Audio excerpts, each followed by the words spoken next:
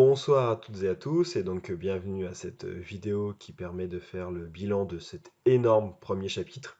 Alors rassurez-vous, il n'y en aura qu'un autre dans l'année qui sera aussi dense que celui-là.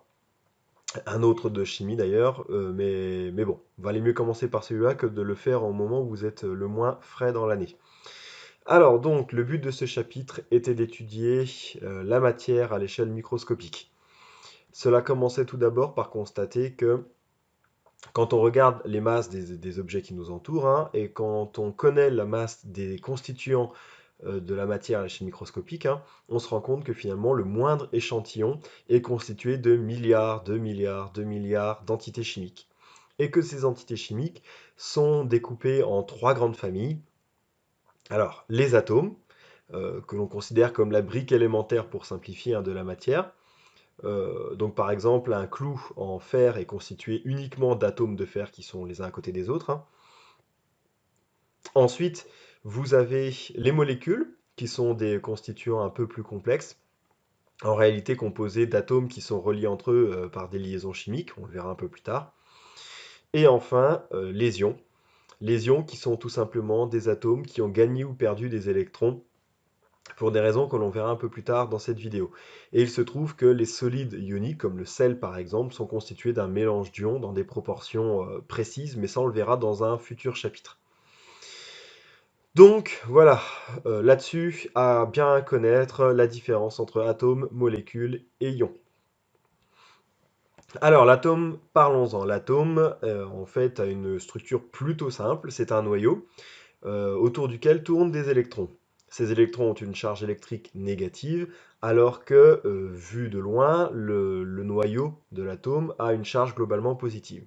Alors, si cette histoire de charge électrique n'est pas claire pour vous, rassurez-vous, ça ne l'est pas non plus pour les chercheurs qui ne savent toujours pas à ce jour exactement c'est quoi cette histoire de charge électrique. On connaît les propriétés, on ne connaît pas exactement ce que c'est. Alors, quand on regarde de plus près le noyau de l'atome, on se rend compte qu'il est constitué de particules plus petites au final, que l'on a décidé d'appeler les nucléons.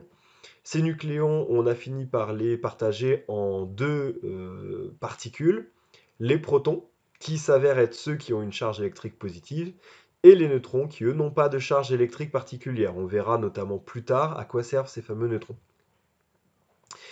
Et donc, cet atome a une particularité, c'est que pour être stable, pour être globalement neutre, il faut par conséquent qu'il y ait autant d'électrons que de protons. Alors, les scientifiques ont trouvé une façon de représenter efficacement un atome, hein. Ils ont donné à chaque atome un symbole, donc le symbole que vous voyez ici, hein, représenté par la lettre X, et ensuite deux nombres. Le numéro atomique en bas, qui correspond au nombre de protons, et le nombre de nucléons, qu'on appelle aussi le nombre de masse en haut, qui correspond au nombre de particules qu'il y a dans le noyau, c'est-à-dire le nombre de protons plus de neutrons. Par conséquent, si on veut connaître le nombre de neutrons, il faut faire la différence des deux.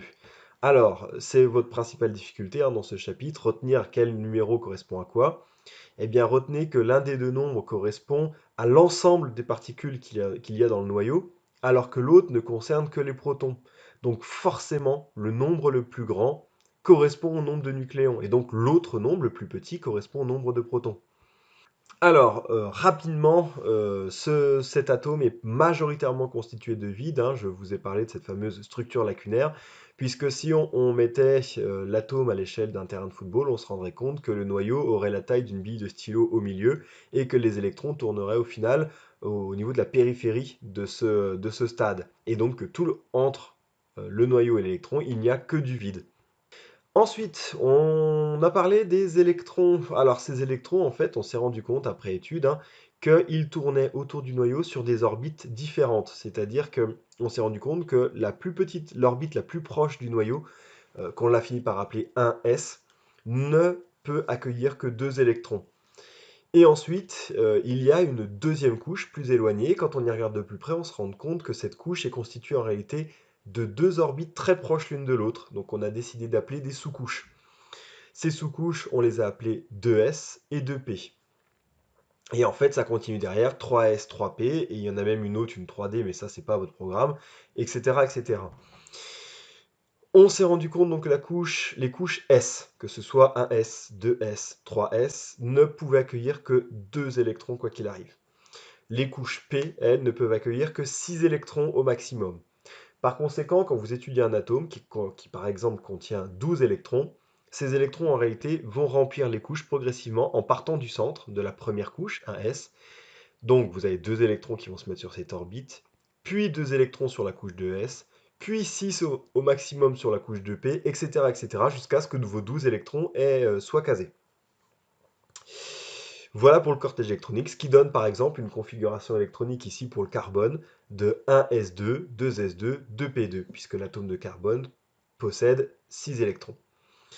Alors, cette configuration électronique, on voit que la couche 1 est totalement remplie. Toutes les couches qui sont totalement remplies, on les appelle les couches internes. Ici, le carbone n'a qu'une seule couche interne. La couche ensuite qui n'est pas totalement remplie, on l'appelle la couche externe ou la couche de valence, puisque vous voyez ici que la sous-couche P n'est pas remplie, hein, il n'y a que 2 électrons sur les 6. Donc, de manière globale, la deuxième couche n'est pas remplie.